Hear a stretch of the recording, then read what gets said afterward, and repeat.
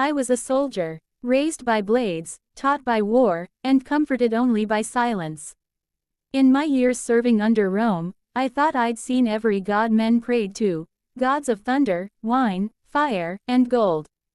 But nothing prepared me for him, the carpenter boy from Nazareth, the child who could speak to the stars. This is not the story you read in scrolls. This is the story that never made it into temples. Home Nazareth, 6 AD, a whisper in the wind. The town was dry, resting on hills that rolled like folded linen. It smelled of wood dust and sheep. Among its narrow lanes lived a family, Mary, Joseph, and a young boy named Yeshua, whom the Romans would one day call Jesus. The villagers found the boy odd. He asked too many questions. He stared at clouds for too long. He touched wounded animals and cried for strangers. Most boys played with clay or practiced slingshots. Yeshua watched ants carry crumbs and smiled like he knew their secrets. One evening, a shepherd boy mocked him. Greater than, you talk to birds and trees. Are you a prophet or just crazy? Jesus, only 6 then, replied softly. Greater than, even the trees worship. You just can't hear them yet. His favorite place was the rooftop, under the night sky. While others slept, Jesus would lie down, eyes fixed to the heavens. Mary once asked what he searched for. Greater than, my home, he whispered.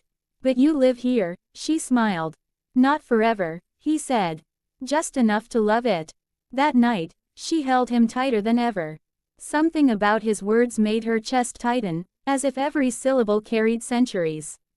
One morning, Mary found him sitting beneath the fig tree, cradling a bleeding dove. The children had thrown stones at it. Its wing dangled by skin and thread. Jesus cupped it gently, eyes closed, lips moved in silence, not a chant, just breath. Suddenly, the bird flinched, as if touched by wind. The wing, it began to reshape. The children gasped. One girl dropped her bread. The dove took flight, circling once above him, then vanished into the sky. Greater than, that was magic. Someone cried. Jesus only said, greater than, it remembered how to fly. Around Jesus' 9th year, a strange traveler came to Nazareth. Cloaked in white and gold, his face half covered, he spoke no Hebrew, only Aramaic and something more ancient. No one welcomed him, except Mary. He spent one night in their home. Spoke to no one but Jesus. They sat facing each other in complete silence for hours. Not a word exchanged, yet everything was said. Before he left, he gave Jesus a small object, a smooth black stone carved with a circle and 7 dots. No one knows what it meant.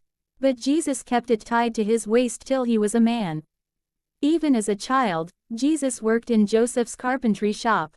But he built things no one asked for.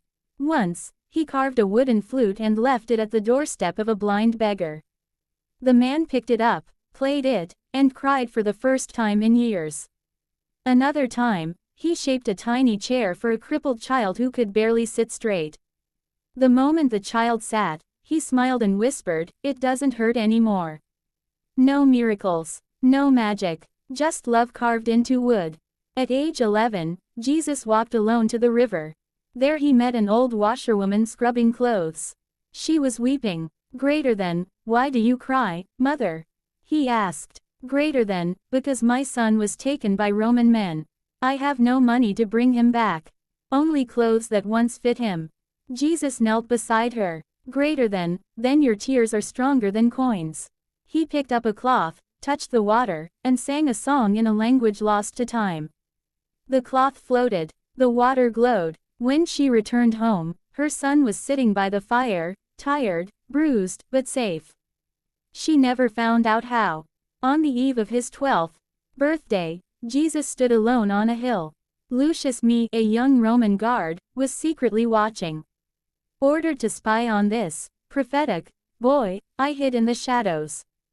But that night, I saw him speak to the sky. Greater than, "I'm ready," he said to the stars.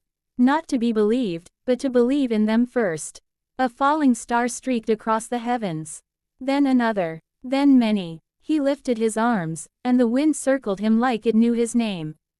I dropped my helmet, He turned his head, looked straight at me, through the bushes, smiled, and said, "Greater than, you're not ready to follow me yet, Lucius.